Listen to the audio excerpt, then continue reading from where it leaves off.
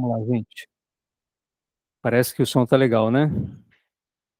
Muito bem, pessoal. Então iniciamos a aula de hoje. Eu vou já iniciar aqui compartilhando a nossa tela. Vamos lá.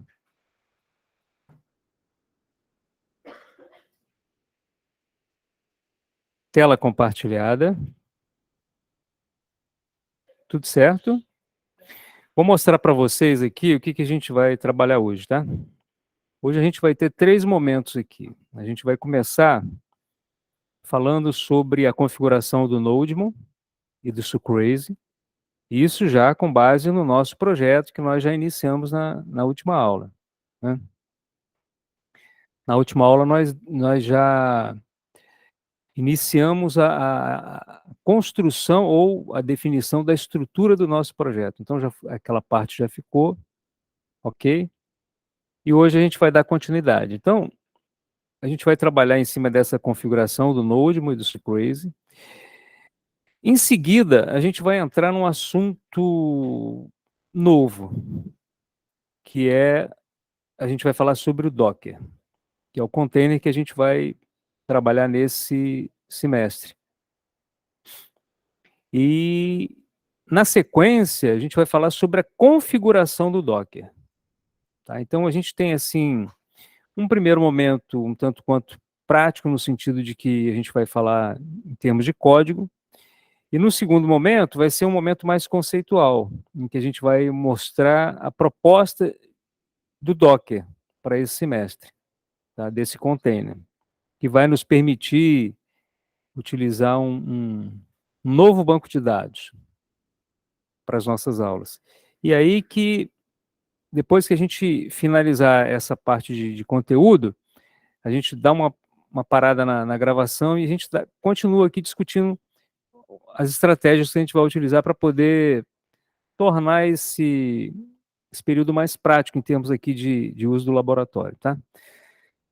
Então vamos lá, vamos começar aqui pelo Nodemon e Sucrazy. Então, o nosso projeto, que nesse momento a gente está criando a nossa API. Opa, Fabrício. Então a gente está trabalhando em cima da nossa API, a gente está criando uma API, e a gente vai depois trabalhar no nosso front-end. Então, em princípio, a gente vai trabalhar na construção da nossa API, que a gente conversou já bastante na última aula.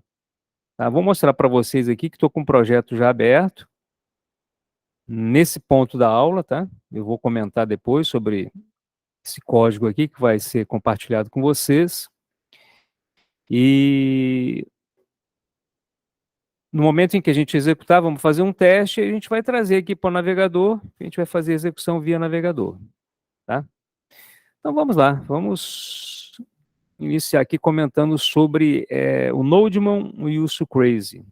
Então a gente vai adicionar essas dependências que vai nos permitir fazer o quê? Ele vai nos permitir, em primeiro lugar, trabalhar com um import, ao invés do const require, quer dizer, nessa versão a gente vai fazer essa implementação, não por conta do Nodemon do Sucrazy, né? Mas a gente vai mostrar essa alteração que a gente vai implementar. E depois sim, a gente vai acrescentar aí o Sucrazy e o Nodemon, tá? Bom, o que muda com a implementação dessas novas dependências? Com o Nodemon, quando nós salvamos a nossa aplicação, automaticamente a aplicação é reiniciada, tá? Então, isso é um grande ganho em termos de produtividade. Eu já havia mostrado isso no período anterior, mas a gente está revendo aqui dentro desse nosso novo projeto, tá? Então, o que a gente faz é o seguinte, vamos lá no pact.json, a gente alterna aqui para o nosso código. Dentro do nosso pact.json, olha, a gente tem aqui o seguinte, olha, as nossas dependências definidas, o Nodemon e o Sucrazy. E aí nós temos, né, além do Express, que já é uma dependência que nós já conversamos na semana passada, que trata na parte de servidor, né, a gente cria um servidor para a gente poder executar a nossa API. E aí a gente criou um script chamado dev. Então, para a execução dele, então eu vou escrever aqui embaixo, ó, yarn install. É sempre interessante quando eu compartilhar com vocês o meu código, vocês fazerem esse yarn install. Por quê? Porque ele vai e verifica se as dependências estão ok. E se tiver algum problema, ou se a dependência não existir, não tiver existente aqui no nosso contexto, ele vai e cria dentro dessa pasta Node Modules. Tá? Então aqui ele coloca todos esses projetos. Por exemplo, aqui a gente vê já o Sucrase, olha, o projeto Sucrase, que por sua vez é um projeto que tem outras dependências, e todas essas dependências, eu sempre repito isso para vocês, ó, todas essas dependências, elas também são inseridas dentro do nosso projeto. Então, funciona como uma operação em cascata, né? À medida que eu vou criando, à medida que eu vou inserindo novas dependências ao nosso projeto, e na medida que essas dependências possuírem também, como é o caso aqui eu já falei do Sucrase, né? Como é o caso, por exemplo, do Nodemon, que a gente também definiu, olha, ele como tem as suas dependências, todas essas dependências são inseridas dentro do nosso Node Modules. Tá? Então é sempre importante eu rever isso aqui, é bom falar, essa parte aqui é uma parte importante, né? Bom, uma vez feito isso, as dependências já estão ok, aí eu vou rodar o projeto. Para rodar o projeto, a gente definiu esse nosso script aqui, ó. Tá tudo bem, Fernando? Tudo bem? A gente criou esse script aqui, script dev. Então a gente executa yarn dev e a aplicação está rodando. Tá? Então, voltando aqui ao nosso material, no momento em que a gente executa a nossa aplicação, o Nodemon já passa a estar funcionando. Então, o que, que acontece? Se eu fizer qualquer tipo de alteração, automaticamente a aplicação é reiniciada. Então, eu tenho aqui as listagens dos nossos códigos, né? Eu coloquei para vocês. Então, vamos fazer um testezinho aqui, ó. Vamos vir aqui no nosso código. Vamos relembrar aqui, né, o nosso fonte, que está bem pequenininho ainda, né? A gente tem o quê? A gente tem o nosso server, que define que a nossa API está lendo ou está ouvindo as requisições na porta 3333. Nós definimos o componente app, que é exatamente esse app.js que a gente tem aqui.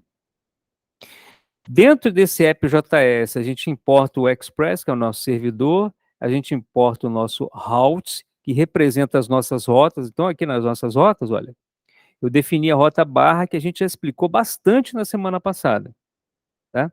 Assim como nós explicamos também todas as funcionalidades do nosso componente app, tá? Então, agora, olha, o que eu vou fazer? Eu vou executar essa rota barra aqui. Quando eu faço isso, o que a gente fez? A gente definiu aqui esse método get, http get, que ele vai simplesmente retornar esse hello file.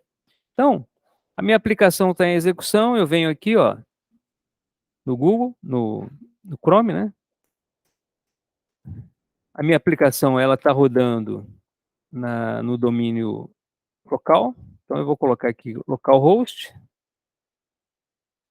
2.3333. Se eu dou um Enter aqui, o que ele vai fazer? Ele vai me retornar esse objeto com a propriedade message com o valor hello file, como nós definimos aqui no nosso código, olha, tá? Ele faz esse retorno aqui. Então, toda a explicação referente a esse código a gente fez na semana passada. Tá? Agora, o detalhe aqui é o seguinte, olha, eu quero fazer uma alteração. Eu quero vir aqui, ó, e no lugar do file, eu vou colocar aqui Rubens. Coloco aqui Rubens. Observem aqui embaixo, olha. Quando eu vou salvar isso, vou dar um Ctrl S aqui para poder salvar essa alteração, olha. Dei o Ctrl S, o que ele fez? Ele automaticamente já restartou a aplicação. Esse é o efeito dessa combinação aqui do Nodemon e do Sucrase. Tá? Então, com isso, olha, se eu voltar aqui no navegador e executar novamente aquela rota barra, localhost, 2 pontos, 33 barra, se eu dou um enter, o que que ele faz? Agora ele já me retornou o Rubens.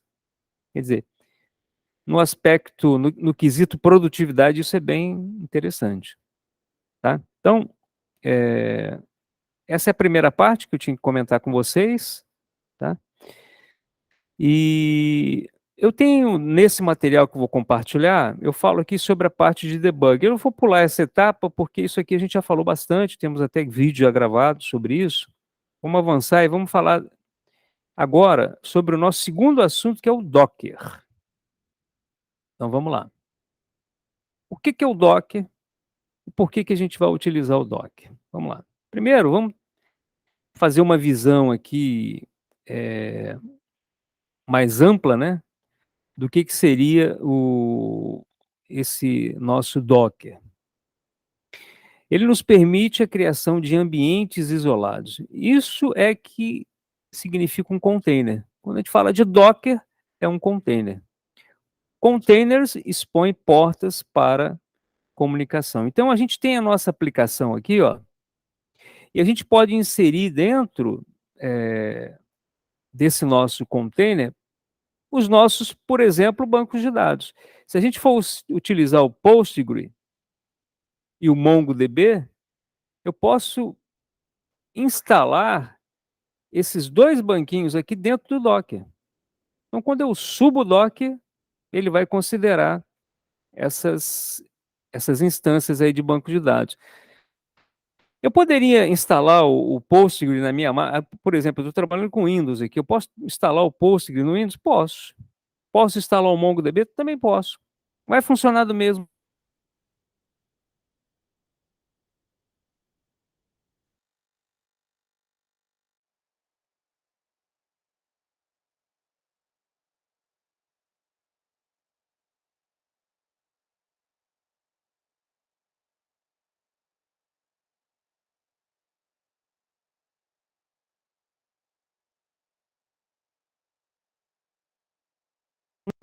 Beleza? O som está de volta. Beleza, os nossos amigos aí estão ligados. Maravilha. Então, a gente não perdeu muita coisa, né? O que eu estava dizendo aqui, rapidamente, era isso, de que eu posso utilizar o Postgre, que são os bancos de dados que a gente vai usar na aplicação, o Postgres e o MongoDB, dentro do Docker ou instalado aqui no meu ambiente Windows, ou no ambiente Linux, ou no macOS.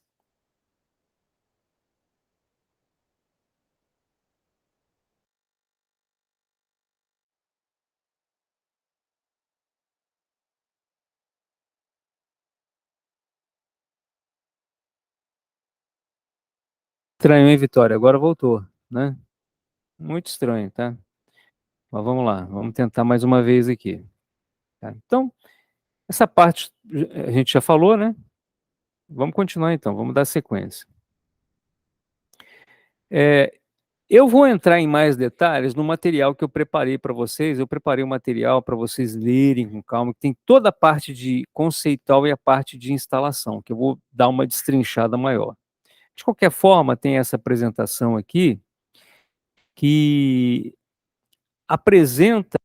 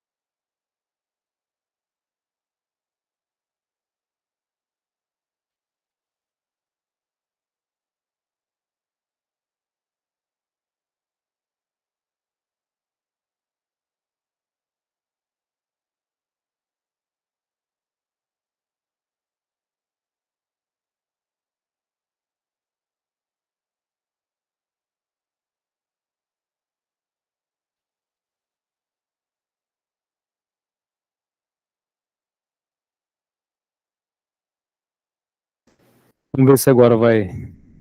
Retornou, Vitória? Retornou? Dessa vez eu tinha acabado a bateria do microfone, tá? Vamos lá. Voltamos aqui. Bom, eu vou repetir essa parte aqui desse slide, tá? Então, a gente tem alguns conceitos que envolvem o Docker, como imagem, container, Docker Registry, Dockerfile. Então, tudo isso aqui a gente vai ver nesse material. A ideia é que dentro desse container, tentem imaginar um container como se fosse uma espécie de um computador, onde a gente vai instalar alguns softwares. E esse computador ele vai estar inserido na nossa máquina, no nosso sistema operacional. Então imagine que, por exemplo, no meu Windows, eu vou instalar um Linux, como se eu fosse criar uma partição, tá? Ou então é como se eu fosse criar uma máquina virtual dentro do meu Windows. O conceito do container é mais ou menos esse. Eu crio um container dentro do meu sistema operacional e nesse container eu crio algumas imagens e associo a essas imagens os softwares que eu for instalar. É basicamente isso que a gente faz, tá? E aí as minhas aplicações elas vão enxergar todas a todos aqueles softwares que eu instalei no meu container como se estivesse na minha máquina, normalmente. Mesmo considerando que esse container esteja numa espécie de máquina virtual Linux, por exemplo.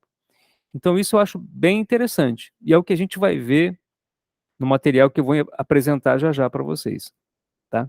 A partir daí, segue todo o conceito. Vou trabalhar com Linux, por exemplo, né. Aqui na parte do Windows eu tenho que instalar um outro softwarezinho, para me permitir utilizar o Linux, e a gente vai ver isso agora na sequência, tá. Bom, vamos entrar então nesse material. Temos aqui, ó, configuração do Docker, tá. Então vamos lá.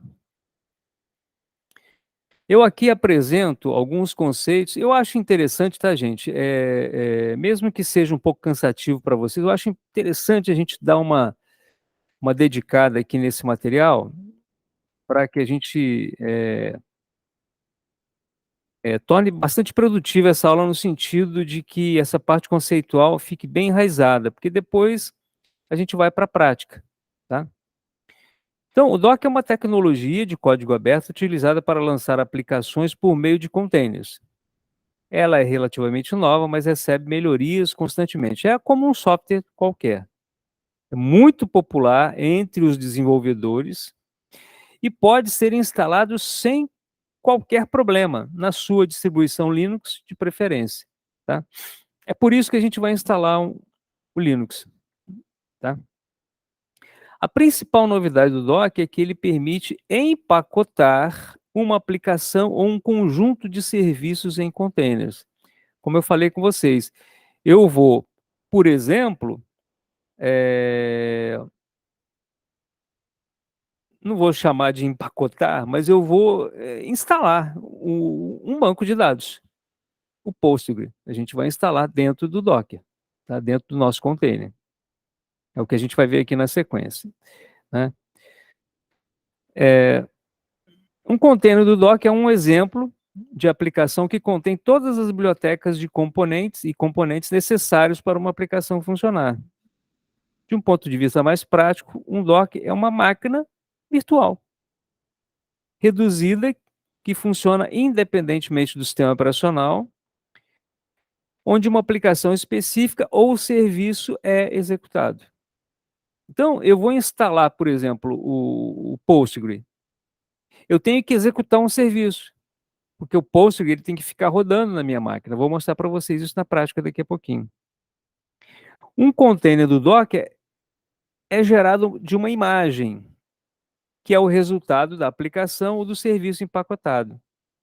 Ele pode conter um sistema operacional inteiro ou aplicações pré-instaladas. A gente vai ver a instalação do Linux, inclusive. Dito isso, é a partir da imagem que o container vai começar a funcionar. Existem muitas imagens Docker que podemos usar no nosso trabalho diário. Também podemos criar nossas próprias imagens e expandir as possibilidades dessa ótima aplicação, que é o que a gente vai ver. Bom, depois dessa parte, desse pontapé conceitual aí, a gente parte para a instalação. Então, olha, aqui tem o linkzinho para a instalação, esse material vai ser compartilhado com vocês, e eu fiz o seguinte, cada ponto eu criei um passo a passo mesmo, tá? Se você seguir esse passo a passo aqui, funciona direitinho, tá? Então, você acessa esse link para poder baixar. No meu caso aqui, o Docker para Windows, né? Você vai cair nessa tela, aí você vai clicar em Get Docker para você obtê-lo, faz um download e pronto. Ele vai jogar para sua máquina um arquivinho como esse aqui, ó, Docker Desktop Installer, tá? Beleza. Após o download, execute o executável indicado acima, né? Então, é executar esse cara. Recomendo que você execute como administrador, se você estiver no Windows. É interessante, é importante vocês deixarem essas opções aqui marcadas, ó. Instalar o WSL.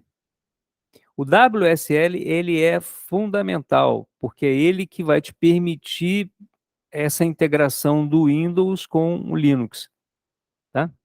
Então, deixa isso aqui marcado e depois, na sequência, a gente vai fazer essa instalação também do WSL. Então, vamos lá. Olha, assim que terminar, você reinicia a máquina e o Docker normalmente vai pedir, né, para que você reinicie a máquina e tal. E aí você segue em frente. Legal.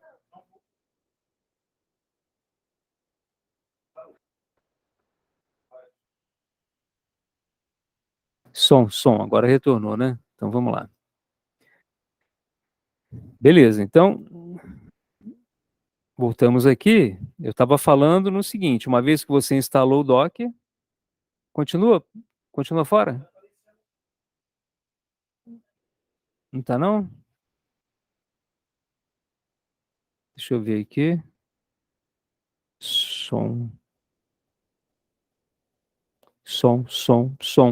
Eu acho que sim, Vitória. Dá uma checadinha aí, porque acho que tá legal, né? Acho que tá legal. Então vamos lá, vamos continuar aqui.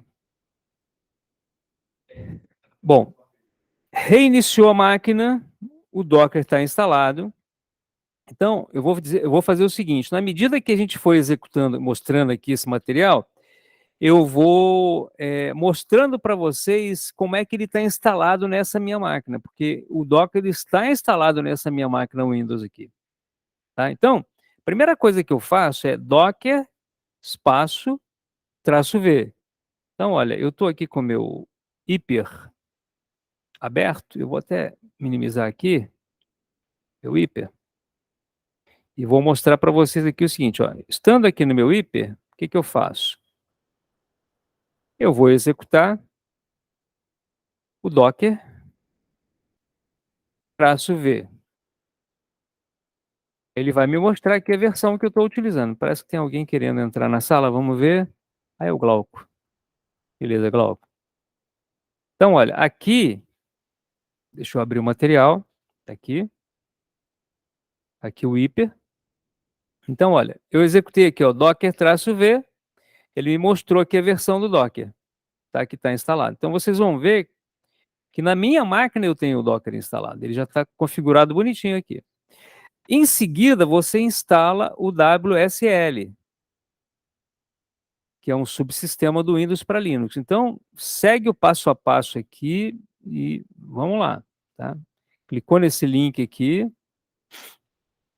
aí ele recomenda-se, né? Eu fiz isso no Windows PowerShell por uma recomendação, então por isso eu acho que vocês devem fazer também quando vocês forem instalar, se vocês forem instalar, tá? WSL -list online, ele vai mostrar para vocês quais são as distribuições Linux disponíveis. Então, abrindo um parênteses aqui, só para comentar com vocês o seguinte, que o Linux é um sistema operacional. O Linux é um sistema operacional. Agora, o Linux ele possui diversas distribuições. Ubuntu, Debian, SUSE são distribuições Linux, tá?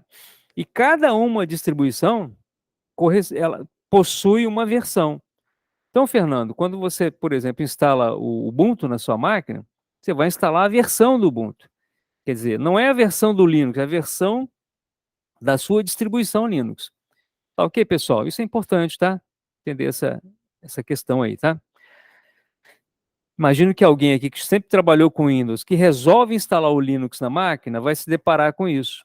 Ele vai ter que escolher uma distribuição, e eu recomendo o Ubuntu, eu instalei o Ubuntu na minha máquina, e nessa minha máquina aqui, né? E aí você vai adotar uma versão, tá? Então vamos lá. Eu fiz isso aqui, ó, WSL, install, -D, Ubuntu. Talvez seja necessário você atualizar o kernel do Linux executando o arquivo, esse WSL update -x64.msi como administrador. Eu tenho esse arquivo, posso compartilhar depois lá para vocês, tá? Olha só, feito isso, o que ele vai fazer? Ele vai instalar o Linux, olha só, na sua máquina. Tá? Você vai em frente aqui, vai embora, pronto. Está lá o nosso container agora com o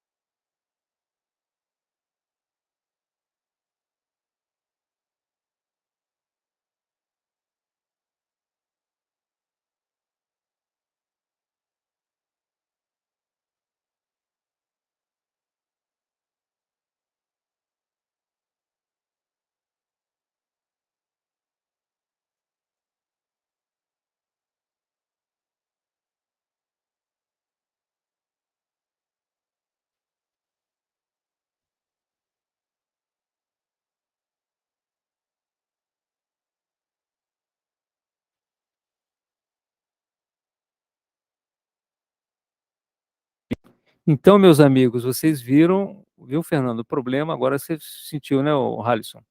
Na prática é meu problema, ver se vocês pesquisam e acham alguma coisa na internet para resolver esse meu problema, cara. Ele fica toda hora parando.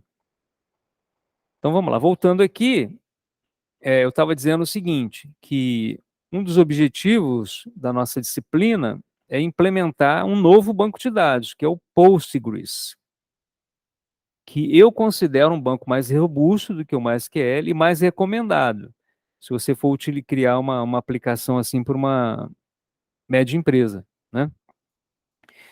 Beleza, então o que a gente vai fazer agora? Bom, eu já tenho o Docker, eu preciso do Postgre, então eu vou pesquisar uma imagem. Então, se você entrar aqui no Google e colocar Docker Postgre, o que ele vai fazer? Ele vai disponibilizar para você uma imagem do Postgre, para você poder baixar. E aí, cara, é só seguir esse passo a passo. Clicou aqui nesse link, né? Aí, depois, como administrador, você vai executar esse comandinho aqui, ó. Docker pull Postgre. Quer dizer, você está puxando para sua máquina, está fazendo um pull, né? Puxando para sua máquina no Postgre.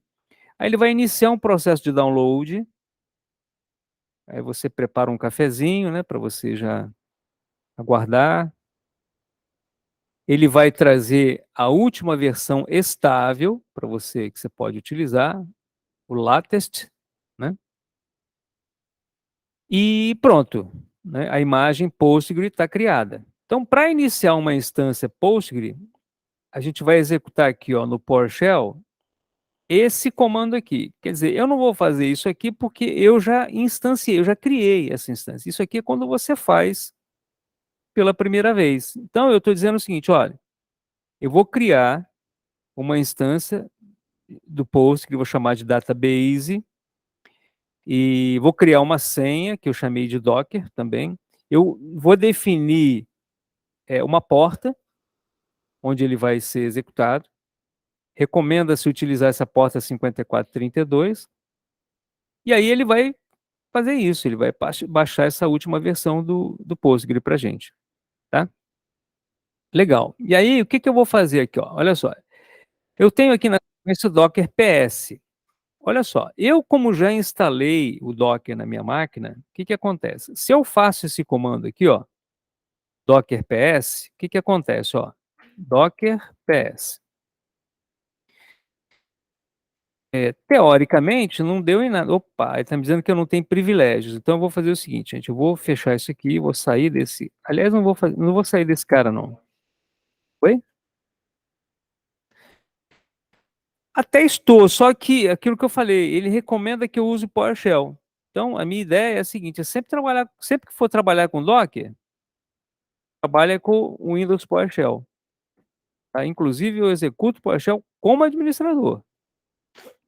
Tá? Beleza, estou aqui agora. Ó. Agora sim, agora eu venho, Docker S. Vou tentar aumentar um pouquinho aqui a fonte.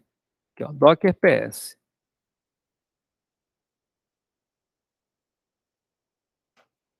Opa, Docker PS. Estranho.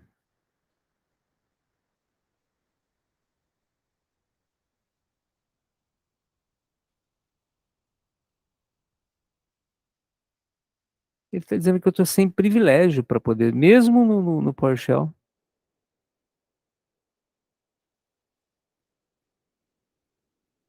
Muito estranho.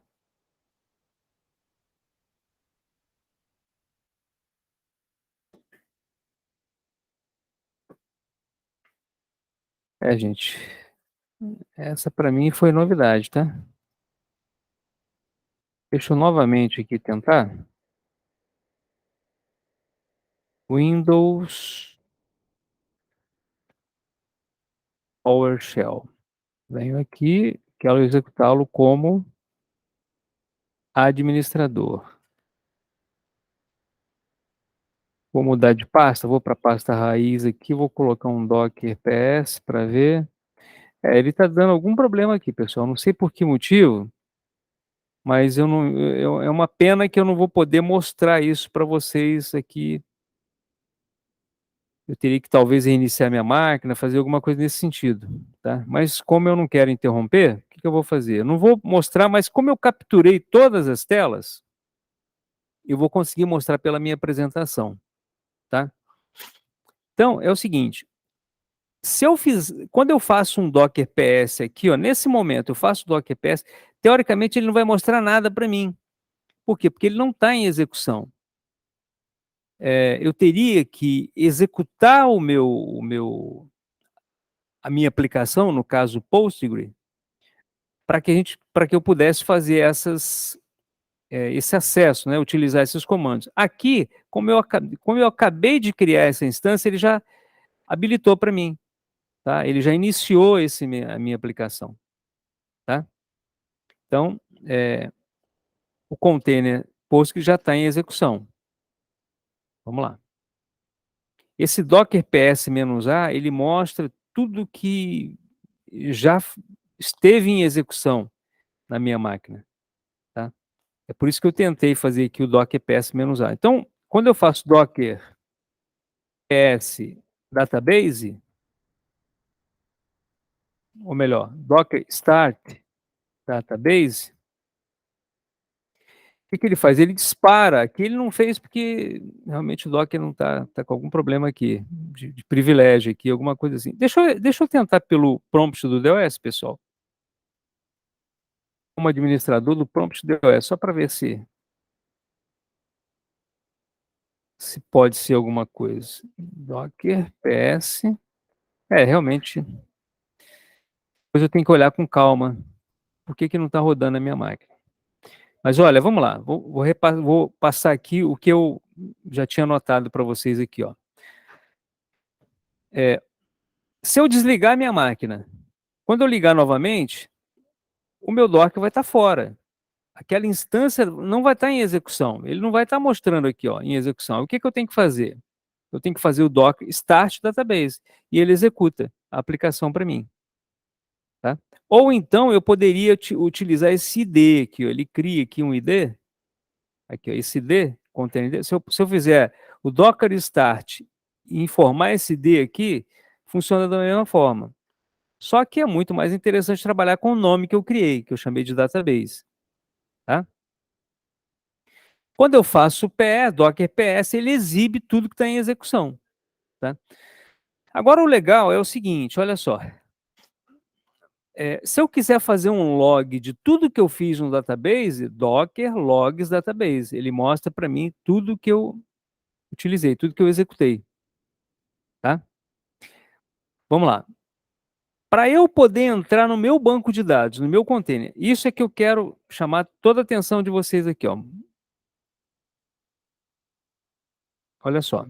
Eu quero executar o PSQL. O PSQL é um utilitário, ele funciona mais ou menos como o workbench lá do MySQL, tá? É uma ferramenta para poder gerenciar o meu banco.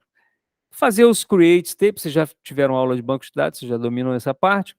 Criar o meu banco, criar as minhas tabelas, executar os comandos DML, insert, update, delete. Tudo isso eu faço utilizando o PSQL, tá? E aqui, olha, é a receitinha para você poder executar o seu banco de dados, para você entrar no seu banco, olha, docker exec -i-t database /bin/sh. Quando você faz isso aqui, você entra com o usuário Postgres, su Postgres. E aí você cai dentro do banco, olha, dentro do banco. Aqui dentro eu posso usar os comandos que eu quiser utilizar para poder trabalhar com o meu banco de dados, tá? Então aqui, ó, eu faço uma documentaçãozinha, ó. Esse comandinho aqui de cima, então, ó, ele nos permite entrar dentro do terminal do nosso Container Process, que é uma nova distribuição Linux. Estou dentro do Linux. Quando a gente faz o SU Postgres, a gente entra dentro do banco de dados. A partir daí, eu posso utilizar os comandos PSQL. Por exemplo, select versions. Se eu tiver aqui, ó, no prompt do PSQL e executar o select version, ele vai me mostrar qual a versão do banco. É uma pena mesmo, tá, gente? Ter acontecido esse probleminha aqui e eu não poder mostrar para vocês, tá? Esse probleminha de restrição que ele tá mostrando para mim aqui. Tá dizendo que eu tenho que ter privilégio para conectar. É muito estranho isso. Bom, legal. Na sequência das aulas, iremos criar o nosso esquema de banco. A gente vai criar o nosso banco de dados Bury-Cellon. E aí, quando eu utilizo isso aqui, ó, esse /c Bury-Cellon, criei meu banco. Quando eu utilizo esse /c Bury-Cellon, e aí eu posso utilizar uma série de comandos. Por exemplo, para poder listar as tabelas, view, eventualmente uma sequence, no caso do Postgre eu posso criar sequence, né, ou index, é só colocar /d, ele mostra para mim todas as minhas tabelas criadas. E para eu sair é o /q ou então o exit, tá? Legal, então eu tenho essa alternativa de trabalhar dentro do Linux com esse PSQL, né? PSQL, posso utilizar esses comandos, ou então, e aí eu recomendo fortemente que a gente utilize o Postbird.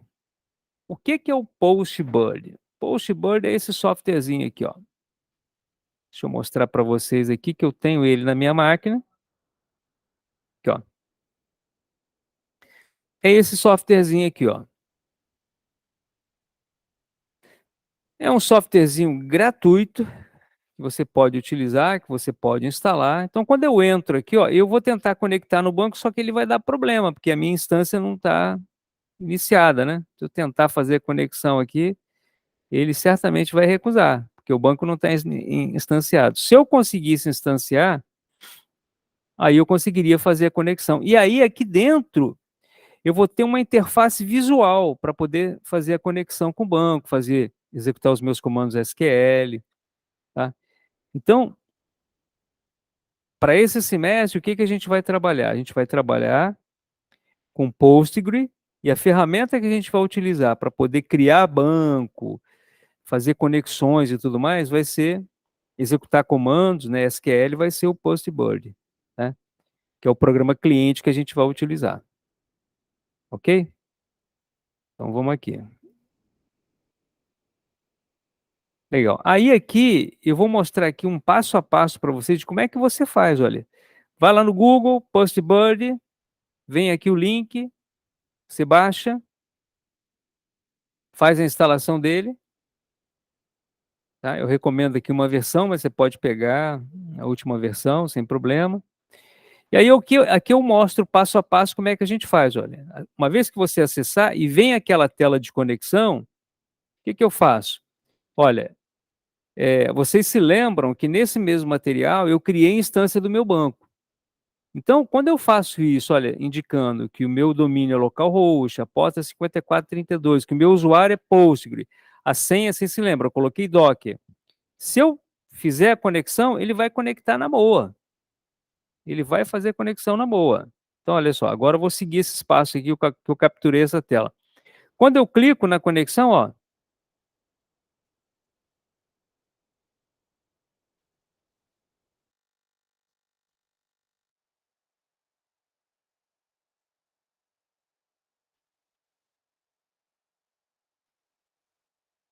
voltamos aqui então, beleza, agora voltou a funcionar. Voltou o meu som aqui, então vamos lá. Então, olha só, aqui, ó, uma coisa é o seguinte, uma coisa é eu criar o meu banco, a outra coisa é criar o meu esquema. Então, eu quero criar um esquema chamado BuildCellon. E aí eu venho aqui e crio esse database. Aí eu vou entrar nessa opção, database, create database, ou seja, pelo postboard eu vou criar o meu esquema. Tá? Então são coisas diferentes. Uma coisa é eu acessar o banco, assim como era lá no MySQL. Uma coisa é eu acessar o banco. Eu tenho um domínio, uma porta, um usuário, uma senha. A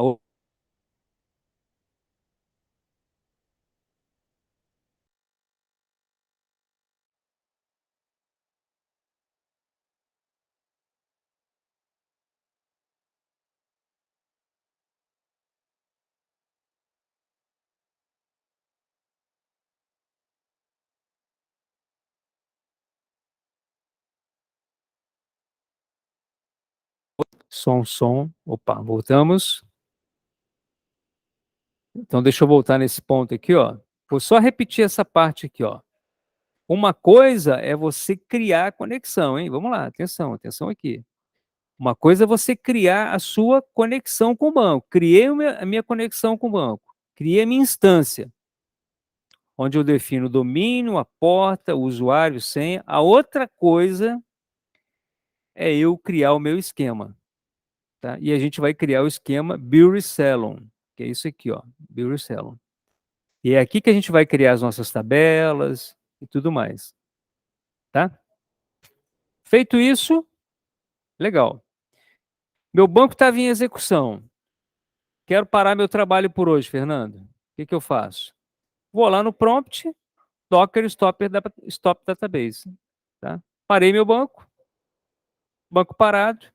Se eu fizer o Docker PS, olha só nessa imagem aqui, ó, Docker PS.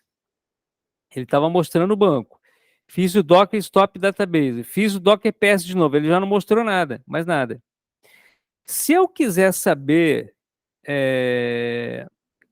qual foi a última execução que eu utilizei, os últimos processos em execução, seria Docker, espaço PS, traço A. Aí ele vai mostrar para mim, olha, você utilizou essa instância, essa imagem aqui, ó, database, tá?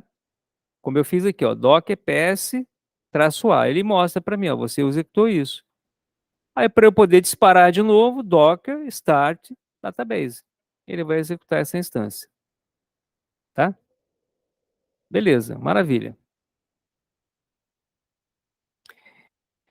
Aqui embaixo eu mostro para vocês um resumo de tudo ou todos os comandos, de todas as etapas para eu chegar nesse ponto. Para mim, a máquina está configurada com Docker, com banco. Aqui é um resumo. Então, olha só, a primeira coisa que a gente faz, então acompanhe comigo, por favor. Primeira coisa, a gente baixa o Docker, tá? A gente utiliza Docker-E para ver se ele está instalado. Esse é o meu repositório onde tem as imagens. Aqui eu instalo o Postgre, por meio desse link, eu baixo, né, para poder fazer a instalação. Depois que eu baixei, eu executo esse comando aqui, ó. Então lembrem-se, olha só, eu criei aqui, tá vendo? Uma imagem chamada database. É por isso que quando eu vou fazer start, quando eu vou iniciar, eu coloco Docker start database. Por quê? Porque o database representa a instância desse banco, da imagem referente ao meu banco de dados Postgre. Tá? Então, esse foi o comando para criação da imagem do meu banco. Tá? Bom, caso você tenha algum problema de redirecionamento de portas, eu dou uma dica aqui, ó. Se você tiver um problema com a porta 5432, eu dou uma dica de como é que você faz para alterar essa porta, para, por exemplo, 5433. Numa outra máquina que eu tinha, eu tive esse problema. Aí tive que utilizar esse recurso, tá? Para executar uma imagem, Docker run -d, aqui eu coloco aquele ID que eu mostrei para vocês. Ou então, Docker start diretamente o ID. Ou então o nome, né? Como eu mostrei para vocês. No meu caso aqui, o database. Tá? E aí aqui, ó, eu posso colocar alguns comandos que ele me mostra para mim, algumas imagens que eu tenho instalado na minha máquina. Eu, por exemplo, ó, depois que esse meu projeto estava redondinho, eu fui e coloquei, executei isso aqui, o Docker Image LS. Ele mostrou todas as imagens que eu tinha criado ali. Eu criei um Mongo, eu criei o Redis, tá? Dentro da minha máquina, tá? E é isso, pessoal. Eu poderia também trabalhar com Mac, né? E fazer todas essas, utilizar tudo isso que eu fiz aqui na minha máquina Windows. Tá? Então aqui, ó, eu fecho mostrando toda essa parte de configuração, tá? Bom, essa é a parte que eu queria apresentar para vocês na aula de hoje, mostrando o Docker e esse recurso que a gente vai utilizar, tá? Vou fazer o seguinte, eu vou dar uma parada nessa gravação, vou dar uma parada nessa nossa gravação aqui, e até para talvez reiniciar minha máquina, que eu gostaria muito de mostrar para vocês essa parte de execução aqui na minha máquina. E aí a gente vai, depois disso, depois dessa parada, a gente vai discutir as estratégias que a gente vai utilizar para poder estar trabalhando em cima da, da nossa aplicação utilizando o Docker. Tá? A aplicação Build Cellum, que a gente já iniciou, que é essa aplicaçãozinha aqui, ó, tá show de bola, que tá rodando aqui, que a gente vai crescer em cima dela. Tá ok? Beleza. Vou encerrar aqui a gravação e a gente continua o nosso bate-papo. Para não estender o vídeo, a gente vai parar por aqui, tá bom? Então a gente continua daqui a pouquinho. Valeu.